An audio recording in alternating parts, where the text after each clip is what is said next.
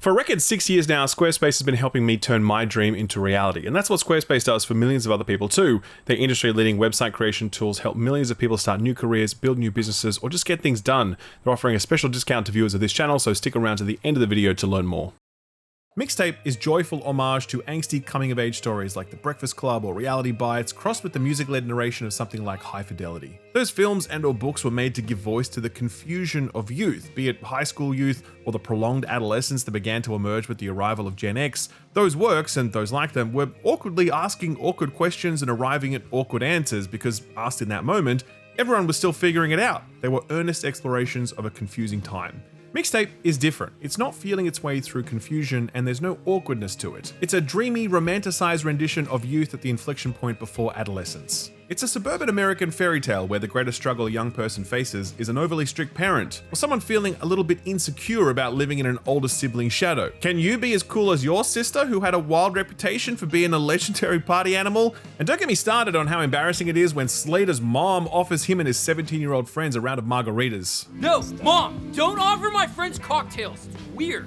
Mixtape is heartfelt and beautiful, and at times poignant, but almost always charming and funny and uplifting. It's laced with fairly minor tensions and angst because they're not really the focus of the story. Where other coming-of-age stories set or made in this time period center on angst, Mixtape is centered on joy. The question of tomorrow is a question for tomorrow, and this last day together is all about remembering the moments that defined their brief time together.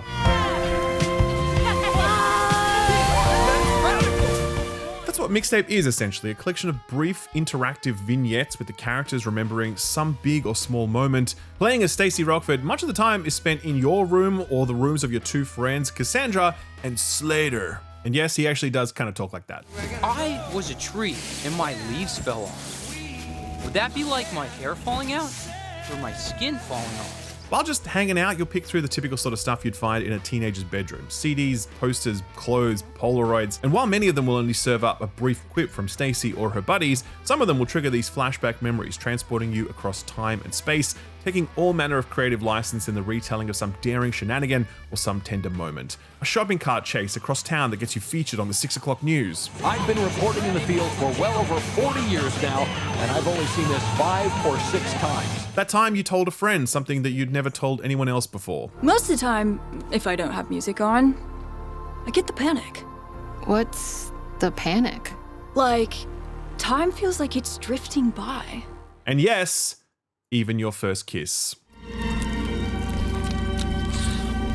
This is what is so lovable about Mixtape and why it works so well. It takes moments from our teenage years and not only lets us relive them, but it makes them playable and it exaggerates them such that we're not just joyriding in a convertible, we're also conducting the fireworks with little more than finger pointing and imagination.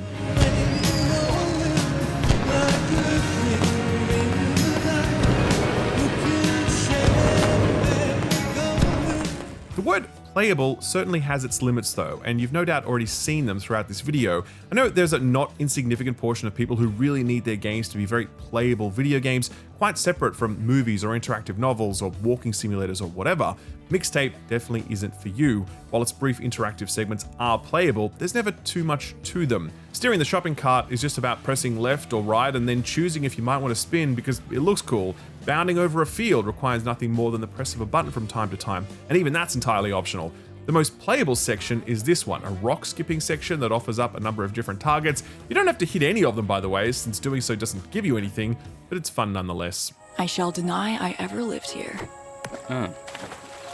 These sequences are all composed of a few key elements. Firstly, they look stunning. Mixtape has arrived at a clever art style that uses more photorealistic looking backgrounds running at full frame rate, and overlaid are these very stylized characters moving at this almost stop motion frame rate. It's kind of perfect both visually and thematically, since the authenticity of the environments grounds the fantasy, while the stylized characters subtly remind you that this is just a fairy tale after all. Secondly, these sequences all have a killer soundtrack, and there is a reason for that. See, Stacey is leaving town because she's off to New York City to become a music supervisor. What's a music supervisor, you ask? It's a great question, Slater. Imagine before you all the music of human history. Every sonnet, symphony, rock song, and radio jingle. A vast gallery of sound. This is the domain of the music supervisor. It's their job to curate a soundtrack that frames and elevates the narrative, whether it's a film, a play, or a television program. Stacey Rockford has wanted to be a music supervisor since 8th grade. I'm told her mixtapes are spectacular, though I've never heard one myself. This conceit allows Stacey to score this little collection of vignettes, introing each new song like this. The next track is Just Like Honey by the Jesus and Mary Chain.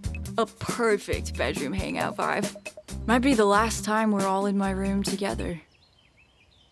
An eclectic soundtrack of over 20 licensed tracks will really leave its mark on you, to be honest. And I'm gonna go on a tangent here because I don't give a fuck. Mixtape is that rare game that has the willingness and budget to utilize licensed music.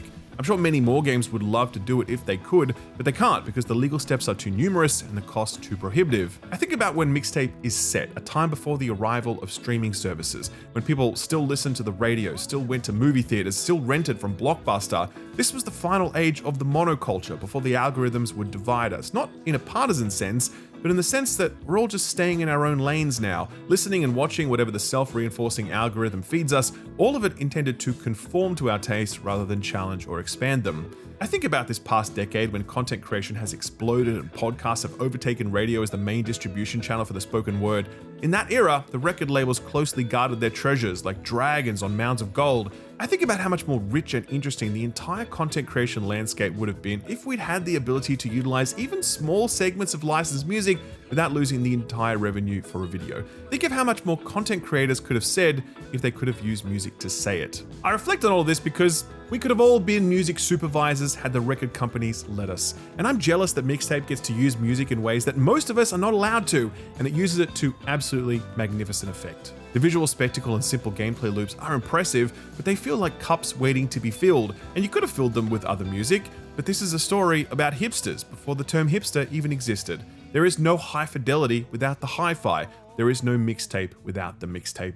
Well, I've been staring at the rain, and I've been thinking. Taken as a beautifully scored American fairy tale, Mixtape is delightful, and I really enjoyed it, and I recommend it wholeheartedly.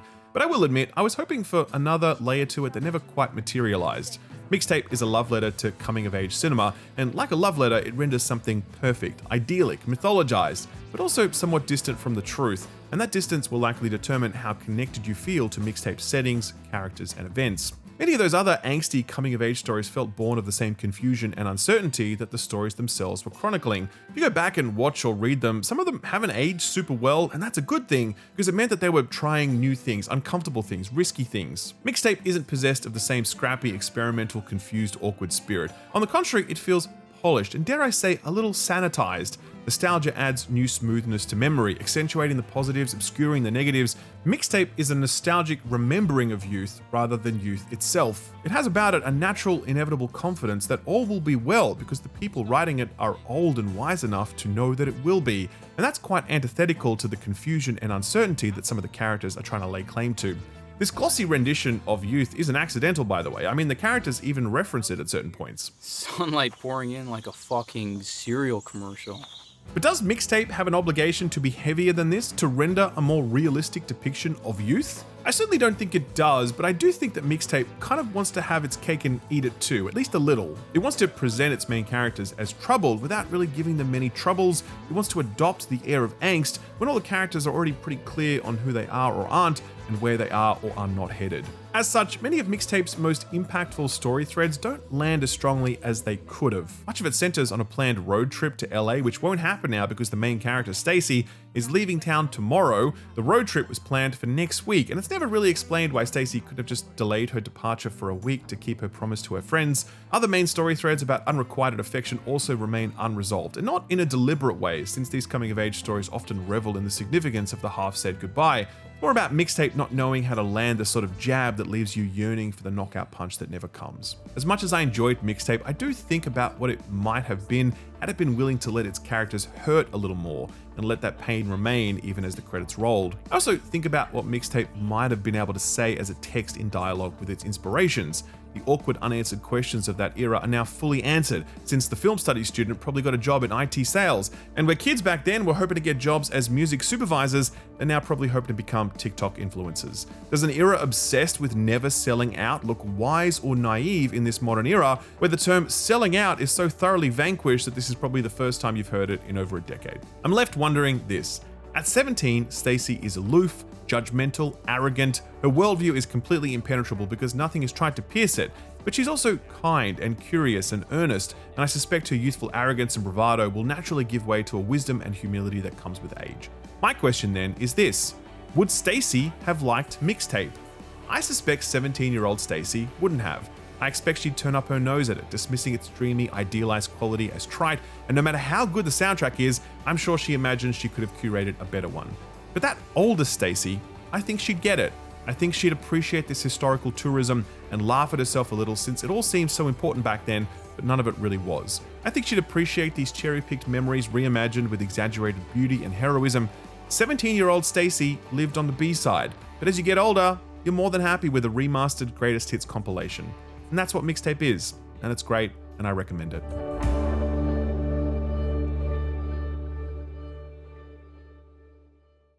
One question I often get is how to break into the world of content creation. There are a lot of ways to do it, of course: streaming, community building, YouTube, games media, many ways to cut your teeth. Obviously, my stuff eventually ends up on YouTube, but what if YouTube wasn't the right fit for you? What if you wanted to build your own independent gaming outlet or blog, allowing you to talk about games how you like, building a portfolio of work as you did so that you could one day leverage into different opportunities? Well, if you're just starting out, then can I suggest this video's sponsor, Squarespace? Squarespace lets you build professional-looking websites in minutes. You just select from their extensive list of pre-built templates, customize those templates to your desire, and boom, you're in business. If you can handle formatting a Word document or a PowerPoint slide, then you are already well and truly equipped to make a fantastic looking website through Squarespace. Once it's done and your content starts going up, Squarespace has all sorts of back-end tools to help you grow your site. Detailed analytics tools showcase what your audience is clicking on, and SEO tools and social media integration make it easier for your audience to find you. Recently, Squarespace took things to a whole new level. Their all-new design intelligence framework leverages their 2 decades of experience in website creation to give you even more tools to shape the website of your dreams, helping you with things like copywriting, tone of voice, product descriptions, and more. It's an easy-to-use end-to-end solution that could be the start of your content creation journey if the written word is something that interests you. If it is and you want to get started, then visit squarespace.com to start building your website through their free trial, and if you want to get serious, use offer code SKILLUP to get 10% off your purchase of a domain name. Thanks Squarespace for sponsoring the video, and thank you for watching it.